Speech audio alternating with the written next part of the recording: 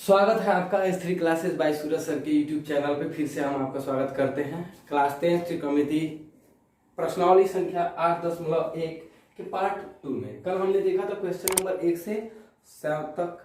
आज देखते हैं क्वेश्चन नंबर 8 और उसके आगे। क्वेश्चन नंबर 8 क्या कह रहा है, ध्यान दीजिएगा कि 3 cot a बराबर 4।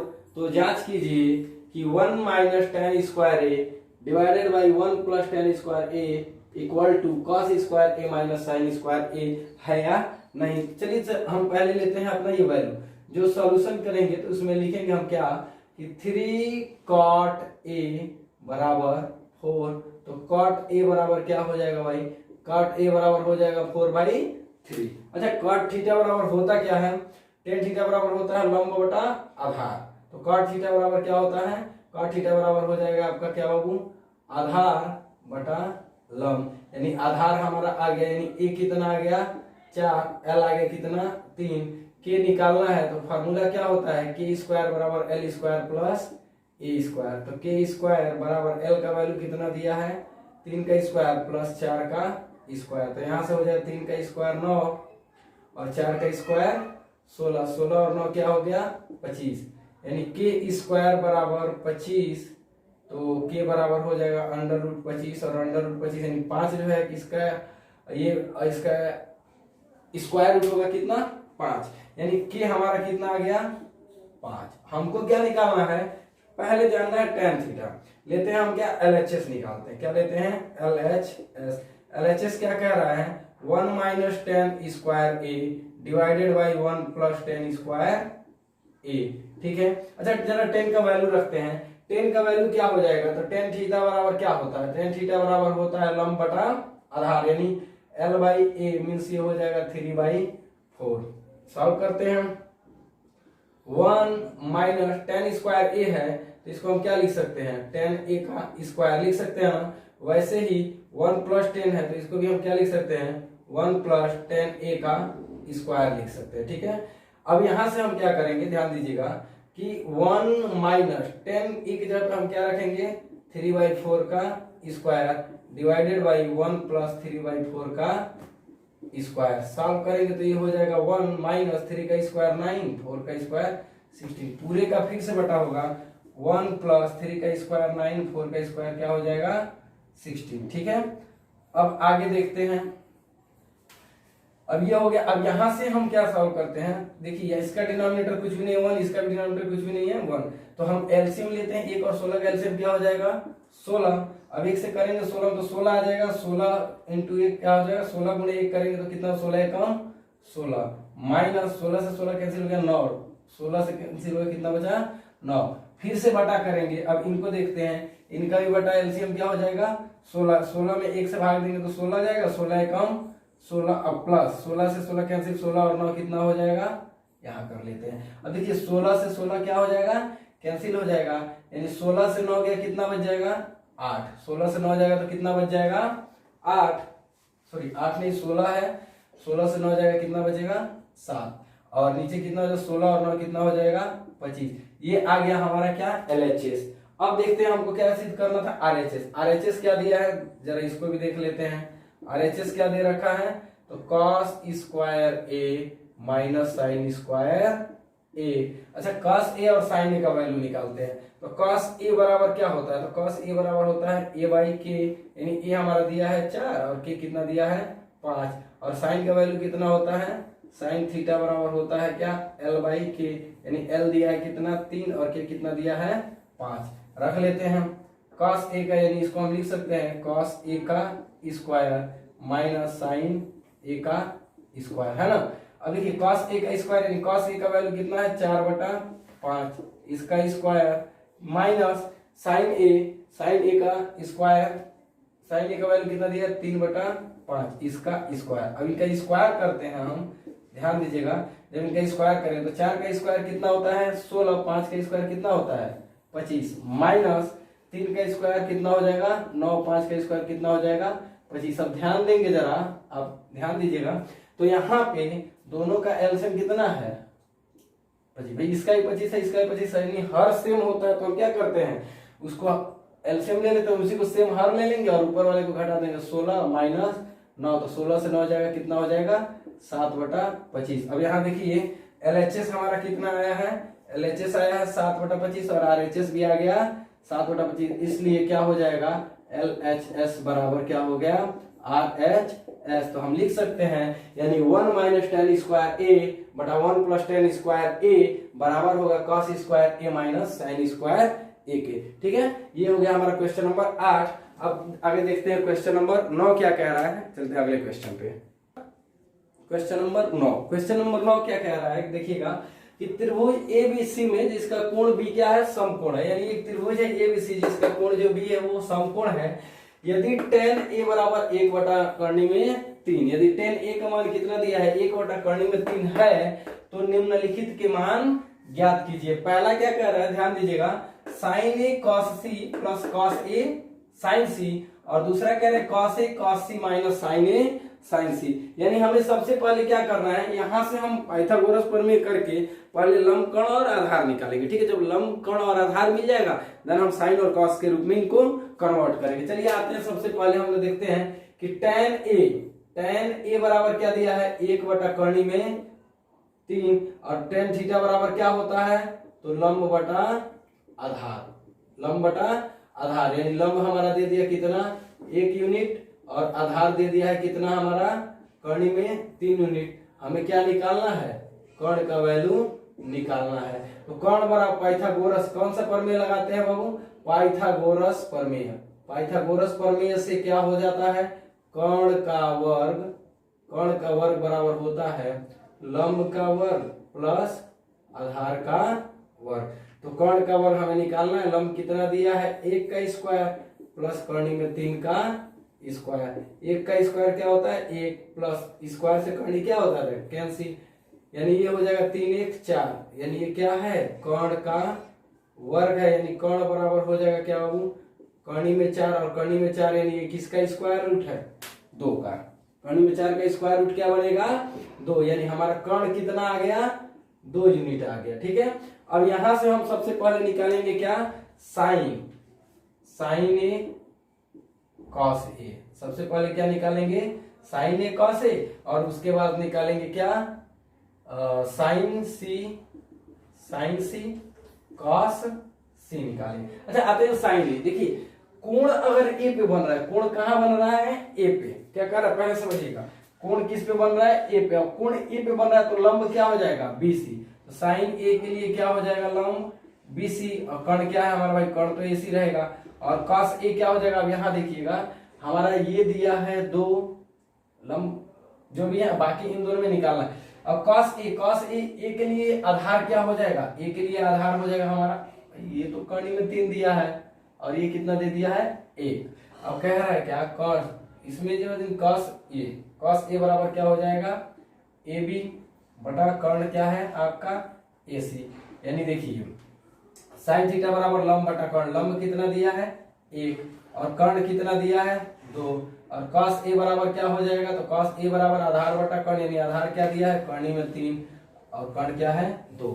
सिमिलरली ये तो A के लिए हो गया, अब जरा C के लिए निकाल लेते हैं। किसके निकालते हैं C के लिए। तो C के लिए क्या, अब कोण यहां बन रहा है तो लंब क्या है कर्णी में 2, लंब क्या है ये भुजा हो जाएगा ना कर्णी में 2। तो अब लंब जो है हमारा बनेगा ये, यानी लंब हो गया हमारा क्या कर्णी में 3, लंब क्या हो जाएगा हमारा कर्णी में 3, तो ये हो जाएगा कर्णी में 3 बटा लंब बटा कर्ण, यानी कर्ण तो हमारा 2 ही रहेगा, और cos C के लिए क्या हो जाएगा आधार, यानी अब आधार क्या हो जाएगा 1, आधार क्या हो जाएगा 1 और कर्ण क्या हो जाएगा 2। अब ये वैल्यू हमें मिल गया साइन A साइन B और sorry sine A sine C और cos A cos C का। आते हैं अपने क्वेश्चन पे। क्वेश्चन नंबर 1 क्या कर रहा है ध्यान दीजिए, कह रहा है sine A cos C plus cos A sine C। ये इतना ही बहुत ही सरल क्वेश्चन है। हमने क्या करा वैल्यू दिया, लंबकर्ण आधार निकालिए, और जब लंबकर्ण और आधार निकल गया तो इनको लेके हमने जो है समकोण त्रिभुज में वैल्यू रखा। अब जब वैल्यू रखे तो वैल्यू रखने के बाद से हमें क्या मिल गया साइन A cos A और साइन C cos C मिल गया। ठीक है, अब इसके थ्रू लेके हम क्वेश्चन चलते हैं। साइन A का मान कितना है 1/2 गुणे cos c का मान कितना है, तो cos c का मान कितना है बाबू 1/2 प्लस, अब प्लस क्या कर रहा है cos a का मान करनी में 3/2 गुणे cos c हो गया, सॉरी cos a हो गया, cos a के बाद क्या है sin c, तो sin c कितना दिया है हमारा, sin c करनी में 3/2 दिया है। अब कर लीजिए 1/2 1 क्या हो जाएगा 4, अब प्लस करनी में 3 गुणे करनी में 3 क्या हो जाएगा 3 है, 2 दूनी 4। अब इनको जब सॉल्व करेंगे तो दोनों का हर कितना है 4, तो 4 हो जाएगा 1 + 3 यानी ये भी 4/4 यानी ये कितना आ जाएगा 1 आ जाएगा। अब दूसरा क्वेश्चन क्या कह रहा है समझिए, cos a cos c minus sin a sin c, तो cos a का वैल्यू कितना दिया है, तो cos a का वैल्यू दिया है करनी में 3/2 गुणे cos c का मान कितना दिया है 1/2 माइनस sin a का मान देखिए कितना दिया है 1/2 गुणे sin c का मान क्या दिया है करनी में 3/2। अब ध्यान दोगे तो यहाँ पे बाबू दोनों सेम चीजें हैं, यानी करनी में 2 3 करनी में 3/4 माइनस यहाँ भी क्या हो जाएगा करनी में 3/4 यानी प्लस से माइनस कट के ये कितना आ जाएगा 0। क्वेश्चन टफ नहीं, क्वेश्चन बहुत ही आसान है, बस सिंपली हमें क्या करना है कि जो वैल्यू देगा, ठीक है वैल्यू जो भी देगा, हमारा यहाँ दे रखा है tan थीटा बराबर क्या दिया है 1 करनी में 3, यानी tan थीटा बराबर होता है क्या लंब बटा आधार होता है ना, तो हमने लंब निकाल लिया, एक आधार निकाल लिया करनी में 3, कर्ण मिल गया आपको 2। अब ये चीज हमें क्लियर हो गई लंब आधार कर्ण क्या है। उसके बाद जो वैल्यू दिया है अब साइन के रूप में कन्वर्ट करना है, तो साइन में रख देंगे लंब बटा कर्ण, कॉस के रूप में रखना है तो आधार बटा कर्ण करके क्वेश्चन को हमने सॉल्व कर दिया। तो पहले का मान कितना आ गया 1 और दूसरे वाले का मान कितना आ गया बाबू 0। ठीक है, बहुत आसान क्वेश्चन, बिल्कुल भी टफ क्वेश्चन नहीं है, बस क्वेश्चन दिखा देता है कि हाँ क्वेश्चन लेंदी है, बच्चे देख के थोड़ा सा वो सोचते कि नहीं थोड़ा इसमें ज्यादा ट्रिक की बिल्कुल भी नहीं है, आसान सा जो स्टेप दिया आप स्टेप फॉलो करते थे क्वेश्चन आपका एकदम आसानी से लग जाएगा। ठीक है, चलते हैं अगले क्वेश्चन पे, क्वेश्चन नंबर 10 की तरफ देखते हैं कि क्वेश्चन नंबर 10 क्या कह रहा है। आइए क्वेश्चन नंबर 10 पे चलते हैं। क्वेश्चन नंबर 10 देखिए, क्वेश्चन नंबर 10 क्या कह रहा है। क्वेश्चन नंबर 10 कह रहा है कि त्रिभुज PQR में, त्रिभुज क्या कह रहा है कि PQR में जिसका कोण जो Q है वो समकोण है, यानी जो कोण है आपका Q ये कैसा है समकोण है। PR प्लस QR, यानी PR का मतलब हो गया ये वैल्यू और QR का मतलब हो गया ये, यानी इन दोनों का जो वैल्यू है वो कितना है 25, यानी इसको और इसको इन दोनों को जोड़ रहे हैं वो 25 सेंटीमीटर है। और क्या कह रहा है आगे, और PQ का जो मान है यानी PQ यानी ये जो मान है वो कितना है बाबू 5 सेंटीमीटर है। तो साइन P, cos P और tan P का मान ज्ञात करना है। देखिए यहाँ पे क्वेश्चन एकदम वही है, बस थोड़ा सा चेंज किया है, यानी लंब को और कर्ण को या आधार को और कर्ण को इन दोनों को जोड़ा है तो वो वैल्यू कितना हो गया है 25, और एक वैल्यू या तो लंब या तो आधार कितना दे रखा है 5। फिलहाल कोण कहाँ पे बना रहे पूछ रहा है P का, कोण किस पे बना रहा है बाबू P का, तो कोण यहाँ बना मतलब ये हो गया लंब, यानी QR और PR यानी लंब और कर्ण का योगफल दिया है 25। ठीक है, आइए हम चलते हैं अपने क्वेश्चन पे, क्वेश्चन में ध्यान देते हैं। सबसे पहले हम लिखेंगे क्या पाइथागोरस के प्रमेय से, क्या लिखेंगे पाइथागोरस प्रमेय से। पाइथागोरस प्रमेय से क्या होगा, तो देखो फ्रेंड अब पाइथागोरस प्रमेय से होता क्या है कि कर्ण का वर्ग जो होता है वो लंब का वर्ग प्लस आधार के वर्ग के योगफल के बराबर। अच्छा कर्ण क्या है हमारा PR का स्क्वायर बराबर लंब कितना है QR का स्क्वायर प्लस आधार कितना है PQ का स्क्वायर। अब यहाँ पे ध्यान दीजिएगा, हमको एक वैल्यू पता है, क्या एक वैल्यू ये पता है कि PQ बराबर 5 सेंटीमीटर, PQ बराबर कितना है 5। तो अब यहाँ से हम सॉल्व करते हैं, PR का स्क्वायर बराबर QR का स्क्वायर प्लस 5 का स्क्वायर होगा ना। अच्छा PR स्क्वायर और प्लस का QR स्क्वायर है वो इधर आके क्या हो जाएगा माइनस का QR स्क्वायर हो जाएगा ना, PR square minus QR square बराबर 5 का स्क्वायर कितना होता है 25 हो जाता है। ठीक है, अब यहाँ पे देखिए PR स्क्वायर माइनस QR बराबर कितना आ गया 25 आ गया है ना। अब चलिए देखते हैं इनको जरा थोड़ा सा तोड़ते हैं, ए स्क्वायर माइनस बी स्क्वायर, यानी ये क्या हो जाएगा, एक ब्रैकेट में P R plus Q are हो जाएगा और दूसरे में क्या हो जाएगा, P R minus Q are, यानी ए प्लस बी ए माइनस बी बराबर कितना दे दिया है, 25 दिया है। ठीक है, ठीक है भाऊ।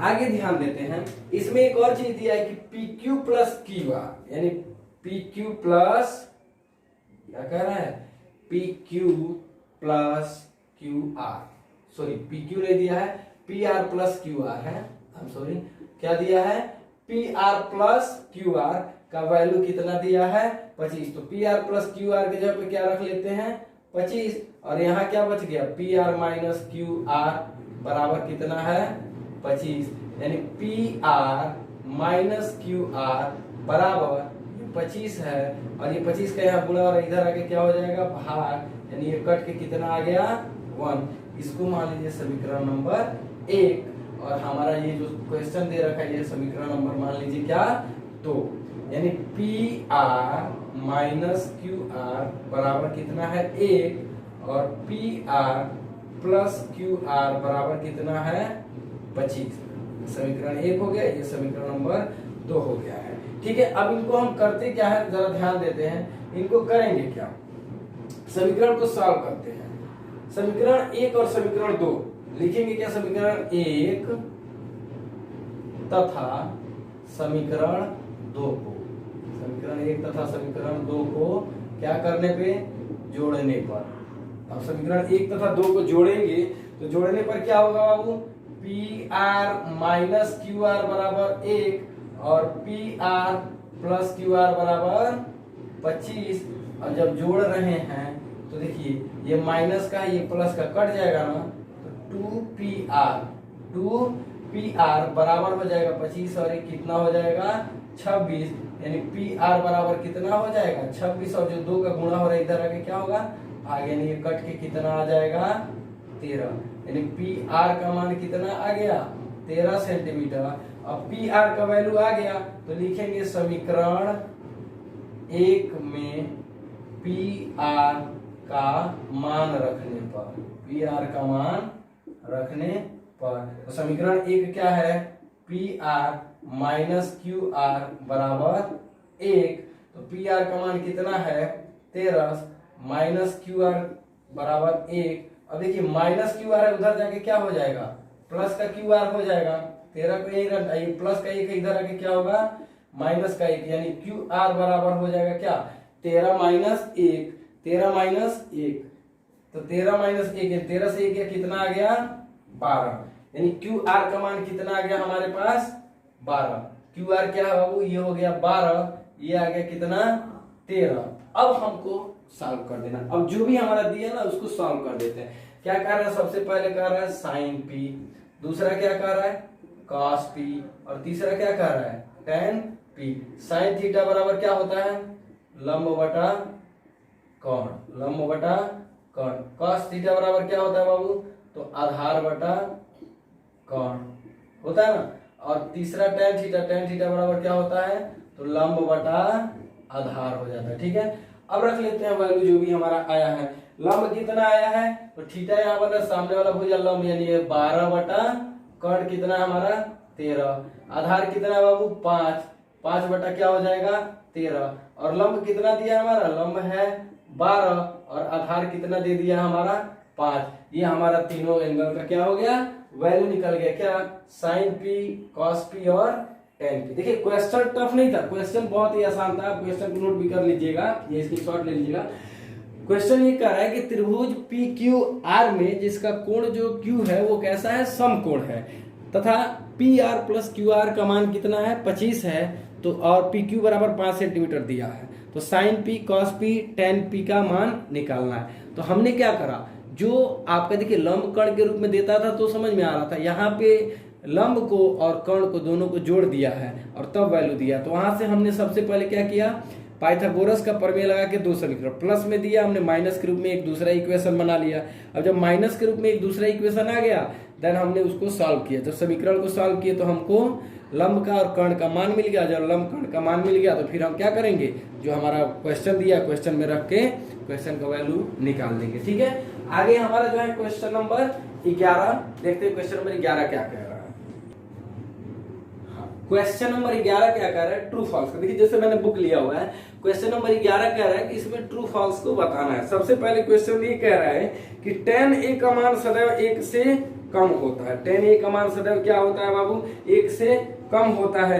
क्या ये सत्य है या असत्य? तो देखिए tan 45 डिग्री का मान कितना होता है, 1। tan 45 का मान कितना होता है, 1। यानी यह कथन हमारा जो स्टेटमेंट है कि tan थीटा का मान हमेशा 1 से कम होता है, ये क्या हो गया, असत्य। यानी पहला स्टेटमेंट क्या हो गया, असत्य। दूसरा क्वेश्चन क्या कह रहा है, दूसरा कह रहा है कि कोण a के किस मान के लिए sec a बराबर 12/5 होगा। यानी tan a का कोण a के किस मान के लिए sec a बराबर क्या होगा, 12/5 होगा। अब क्या कर रहा है, चूंकि sec a में अनुपात 12 संबंधी 5 सदैव नहीं हो सकता, यहाँ भी क्या है, स्टेटमेंट जो है वो क्या है, स्टेटमेंट असत्य है, यानी गलत है कि एक कोण पे यानी सेक थीटा पे या फिर साइन किसी एक थीटा पे एक ही वैल्यू हमेशा नियत नहीं रह सकता, वैल्यू चेंज भी हो सकते हैं। ठीक है, थर्ड क्या कह रहा है कि cos a कोण a के कांस्टेंट के लिए प्रयुक्त एक संक्षिप्त रूप है। यानी cos a जो है कह रहा है क्या कि कोण a के संक्षिप्त रूप होता है, लेकिन कोसेंट का संक्षिप्त रूप क्या होता है, कोसेक भी होता है। यानी cos क्या कह रहा है, cos a का संक्षिप्त रूप क्या होता है, कोसाइन होता है, और कोसेंट का संक्षिप्त रूप क्या होता है, कोसेक। यानी ये स्टेटमेंट भी क्या हो गया, असत्य हो गया। ये क्या कह रहा था स्टेटमेंट कि cos a कोण a के कोसेकेंट के लिए प्रयुक्त संक्षिप्त रूप है। यानी cos थीटा का जो पूर्ण रूप नाम है, यानी पूर्ण रूप जो कहा जाता है नाम, तो cos थीटा का जो पूरा नाम है वह क्या है बाबू, तो वो है कोसाइन। क्या है, कोसाइन। और कोसेक थीटा का संपूर्ण नाम जो होता है वो होता है आपका क्या, कोसेकेंट। ठीक है, ये भी स्टेटमेंट क्या हो गया, फॉल्स। चौथा स्टेटमेंट कह रहा है क्या, cot a का अर्थ काट के कोण a से होता है। cot a cot और a का गुणनफल होता है। यानी ये कहने का मतलब हो गया कि cot और a इन दोनों का गुणनफल होता है। तो ये असत्य भी, ये भी क्या हो जाएगा बाबू, असत्य। अब कैसे असत्य हो जाएगा, तो समझिए काट का अर्थ होता है काट के कोण a से होता है, ना कि गुणनफल से। यानी जब काट a, जैसे हमने यहाँ पे लिखा है ना साइन p, तो इसका मतलब थोड़ा ना कि साइन का और p का हम गुणा कर रहे हैं, नहीं, ये साइन है, इस कोण का नाम है, और ये जो है दिखा रहा है कि हाँ ये कोण कहाँ पे बन रहा है, यानी ये इनका गुणनफल नहीं है। ये भी स्टेटमेंट क्या हो गया हमारा, असत्य। और लास्ट है कि किसी भी कोण के लिए साइन थीटा बराबर 4/3।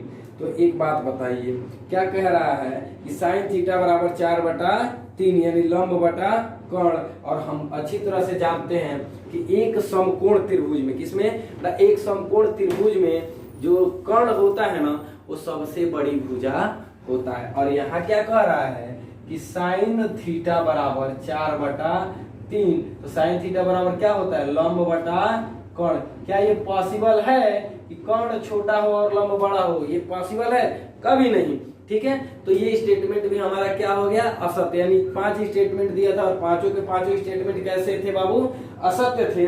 अब जो हमारा ट्रिग्नोमेट्री का पहला जो एक्सरसाइज यानी 8.1 था वो पूरी तरह से क्या हो गया, समाप्त हो गया। होप कि मैं आपसे यह उम्मीद करता हूं कि आप ये पूरी वीडियो को देख के आपने पूरा जो है जितना भी क्वेश्चन बताया गया है आप पूरी तरह समझ चुके होंगे, और जो ट्रिग्नोमेट्री का जो बेसिक स्ट्रक्चर है उसको आप पूरी तरह से दिमाग में बैठा लिए होंगे।